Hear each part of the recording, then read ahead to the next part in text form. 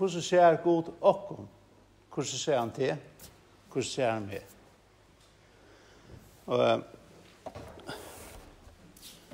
Og i det da var jeg Gjerdafær, en god vine, som jeg kjente meg en 30 år, som får til Grævar. Og det er en nok så stort sjukalever. Og så fikk meg å huske, jeg skulle se ved det kunne, livet er stort. Livet er ekkelig stort. Og at de må lære å nøyte for en evig eneste dag her i livet noen, njøte det, få mest mulig på sur. Og så husker de kanskje, hva mener vi? Og det kommer vi alltid til. For en mer enn 25 år siden, det var en annan gav vine som knappt blev øyelig sjuk. Og han var omlai halvt trushalt det han var.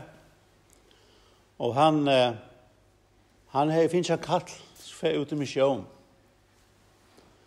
Og han skulle fære til Kina. Og han fyrreiket seg, men brottelig ble han sjuk. Og han døde faktisk innenfor 30 viker. Og han stod så forferdelig at hvor skulle jeg være sjuker? Hvor skulle jeg herfra? Jeg som har atlan om å fære ut i mission for Herren. Og nek bor sammen vi honom og at han må være grøtter. Så var det så løsende at han nått.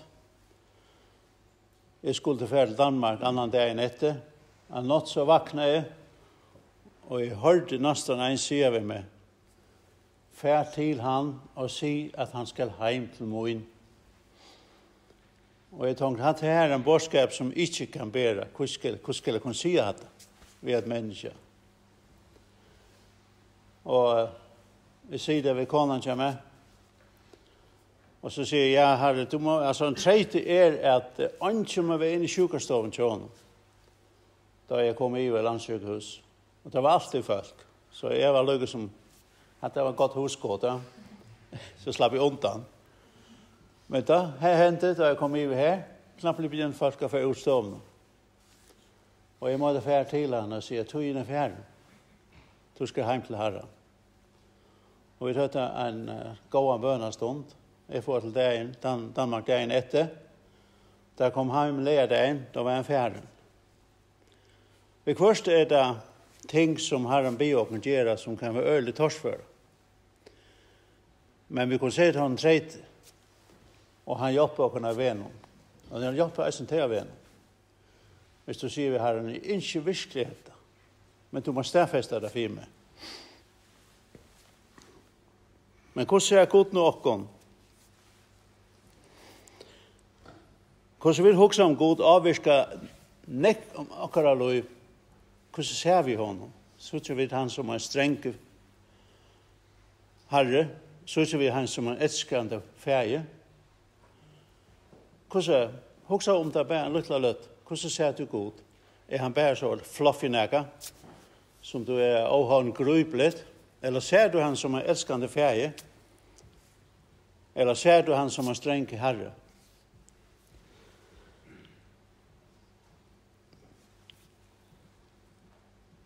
I mine ekne andre løyve har vi haft øyelig ringt ved at suttje god som hun elskende ferie. Og det var kanskje tog at jeg miste pappen min da jeg var 8 år. Han døde øyelig brottelig. En blodpropp i hjertet.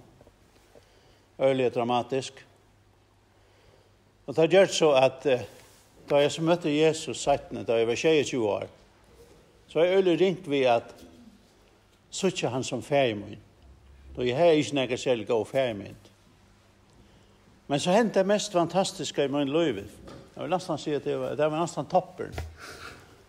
Jeg var ångstene, og en stevne i Ångland. Og så høy lykke som det halte første ferie jeg vil kunne si at jeg hørte god tås av beinleis ved meg. Kjenner til det god tås av beinleis ved deg? Det liksom høyre hans rødt. Og han sier meg, du skal få anker bia for det i samband med papet og en døye.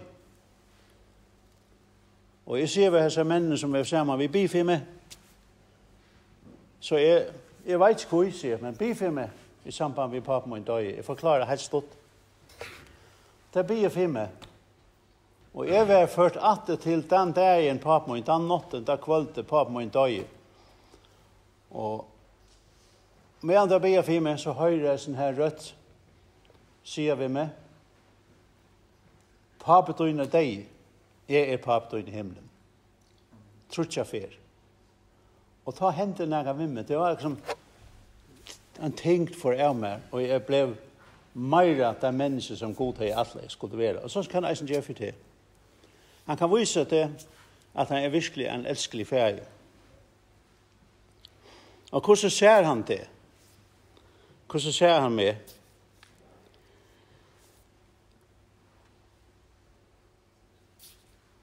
Jeg kan si om meg sjølvan og det verslige. Jeg kan si om meg sjølvan, jeg er versfrøyngur, og jeg kan godt løyve meg og si at jeg kan skal en hampelig gode versfrøyngeis. Det tår jeg godt si. Selv om janteloven er galt han i førje. Du skal ikke halte være nek. Kjenner du dette?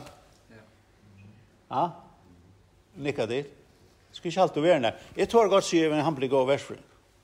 Det tror jeg godt sier, jeg har just hatt det huset, hatt det, en lengre rett. Det tror jeg godt stand opp og sier, jeg har råknet hatt det ut, det stender inn, jeg er en hamlig og versfrøng. Men hvordan er det da, jeg skal si, når jeg kommer selv andalig, så krymper jeg meg sint, ja. Tror jeg sier, jeg er hamlig og taler. Nei, det tror jeg sier. Nei, det tror jeg ikke. Jeg kan godt si at jeg ikke er en sanger. Men det tår jeg sier meg selv. Hvordan ser jeg meg selv? No?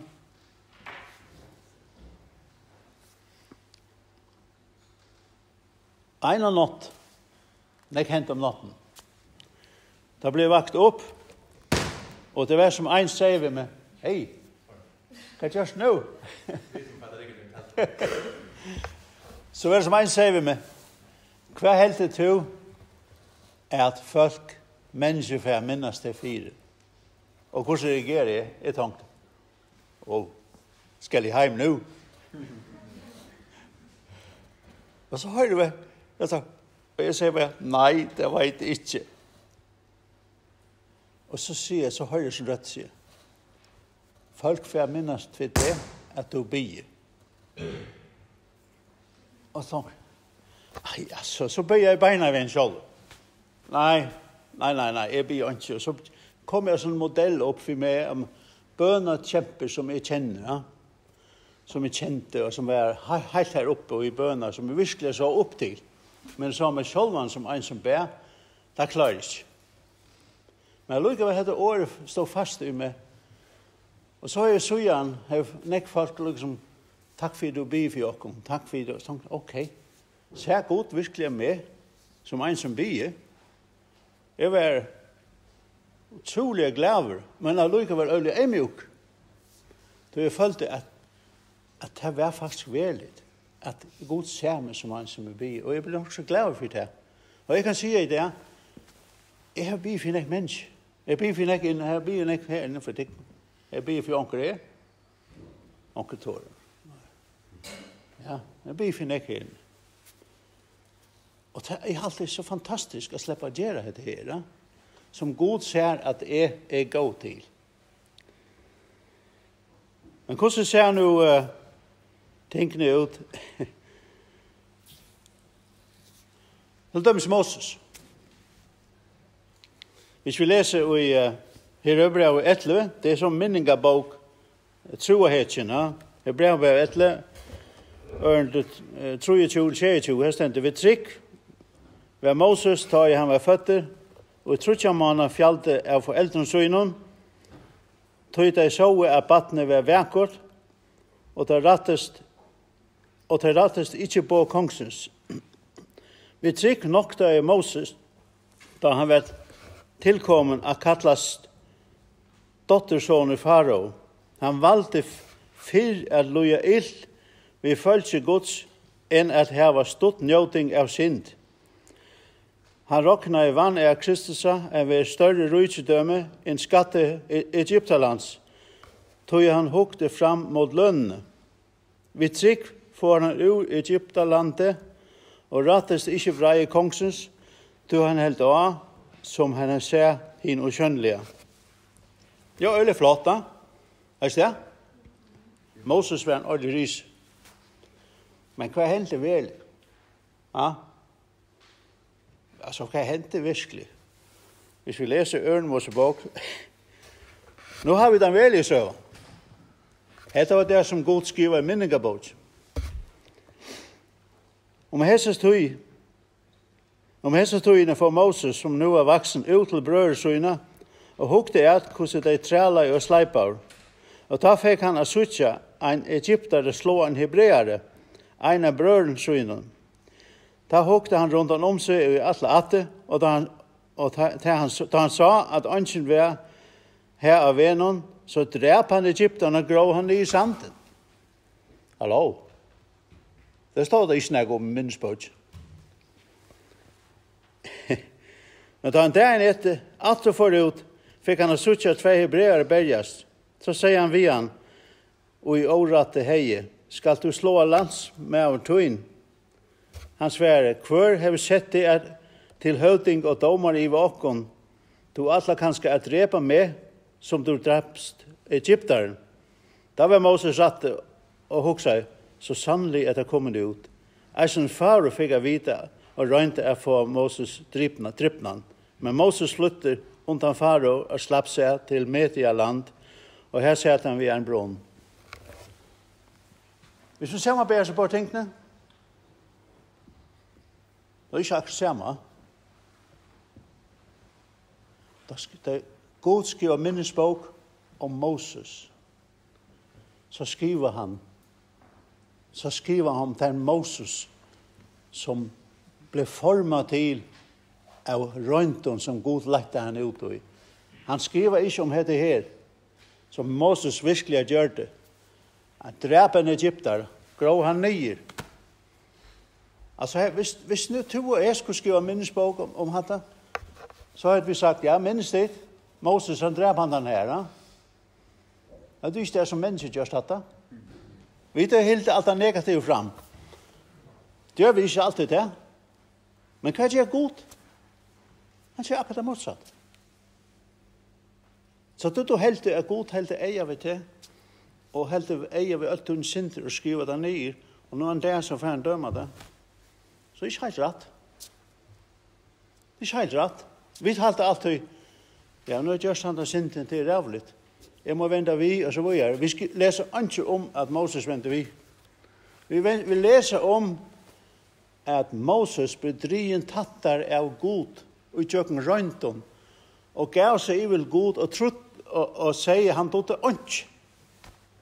Da Moses ble kallet ved tronarommen, da var det ikke den sånn her djarve egyptaren, hebreeren som drep en egyptare og som lukket som skulle være herre i det hele. Da var det en emjuke medover som sier, du ånds? Og i tøyke lysrøyden som du kan komme i djøkken, så kommer du eisen her til at du sier, faktisk du ikke grunn ek, utan god er vimme. Og til at han Moses, som god skriver i minneboken. Så ta du for djøkken røynden, og føler du gjør snakke for kjærst, minst til at god er vitte. God er vittikon. Så satt at de har givet deg lov til Jesus, så er god vittikon. De kommer til røynton, de kommer til føle at det er totalt for litt, men god får reise deg opp. Hvis de er eilig og hjärsta, for god får reise deg opp. De får til røynter. Noen som kjenner til røynter? Wow, de er så unge og kjenner langt røyntene. Hatt og røynten kommer over tikkere løy, god er ute. God røyner tikkene. Og han får etla tikkene. Jeg kan se fra min egna løy, han pilker hukma og borsume. Og han setter meg at det er plass som jeg eier vera. hva jeg bare ønsker at tilby han og være sammen med hon og lære noe av hon. Så løsne som vi Moses. Vi dør ikke at Moses, men han en god firmen for oss. En underberetning i Nye Testamentet, det i Matteus, Markus 14, de kjenner omstøene. Det Jesus ved til Jerusalem for jeg ble krossfester. Han stekker av og i byen som heter Betania. Og medan han innesatt den spedalske søymen, kommer en kvinna inn. Og hun teker en alabastkrukke og salva Jesus vid nardhusolje. Hun salva høver hansara, føtter hansara. Hun torska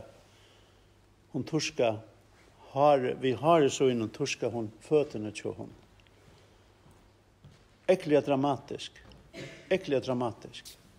För det första, när jag kan tänka det som hon gjorde. En alabastkrukke, var näkat det dyraste man kunde huxa sig till. Det var just ur marmor, allra helst framlagt i Egyptaland. Och det var så fint att det var bara alla rygars folk som hötte en sån alabastkrukke. Oljen som vi her var nardusolje. Nardusolje stammer fra Himalaya-fjötterna. En plante som växer i Himalaya-fjötterna, som det utvinner en parfum av, som kallas nardusolje. Fra Egyptaland til Himalaya-fjötterna, det var nok så dårst det her. Et årsløn, bare for oljene. Vi snakker ikke om krukkene. Teker hon og bryter. Og salva Jesus. Hon inne, hetta ganga fys inne til spedalske søymen. Hvis vi don't nægge om det var spedalsk. Hvis han gjør spedalsk, så var han ikke sammen med åndefolk.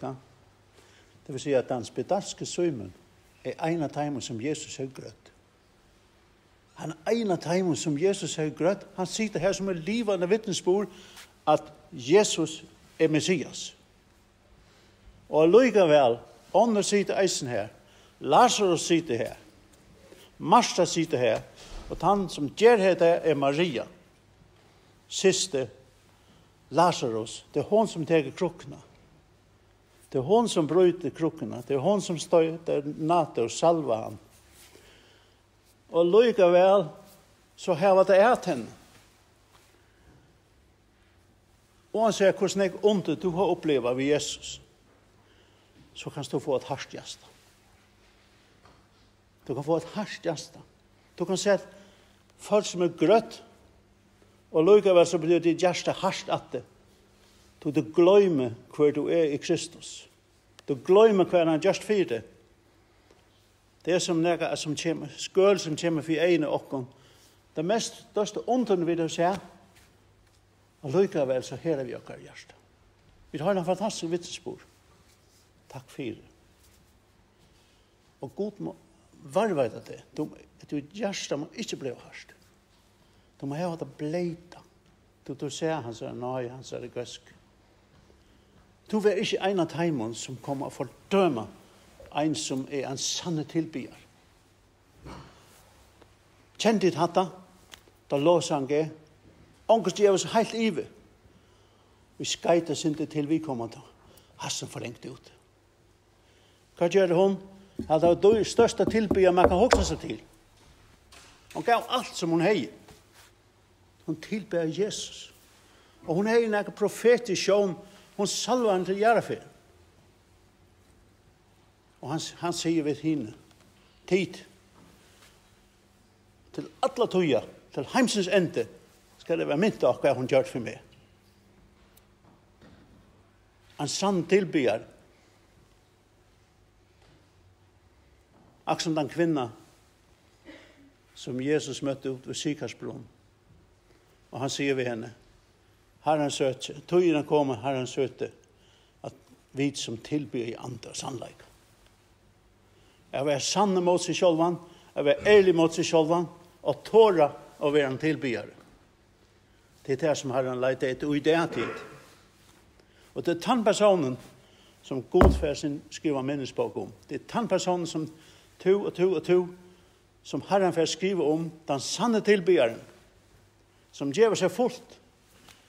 Og ikke lett jo i hvert grann han sier, som tår å være en tilbyere. Som tår å gjøre seg selv, som tår å gjenge mot strømmen. Hadde så løsende god ser dere. Og hver ønsker ikke å være en sånn. Jeg kunne tenke meg å være en sånn. Jeg kunne tenke meg at Gud skriver en minnesbok om meg, hva det står. Ikke alt det tingene jeg gjør skreift, men det står han framhever de tingene som jeg gjør rett. Til hans ære. Tog er tårt å være en sann tilbyere. Hva er tilbyere? Det er støyt av nardus olje og salva en person. Det er eisen sanger. Det er djeva sitt liv. Det er offret sånne penger. Det er vitsat de som er fattet. En sanne tilbyggere. Matteus 25, jeg skriver Jesus alt. Jeg skriver alt om. Matteus skriver alt om hva en sanne tilbyggere er. Vitsat de i fangsel. Ja? De som er nye trakka. Hatt det tilbyggere.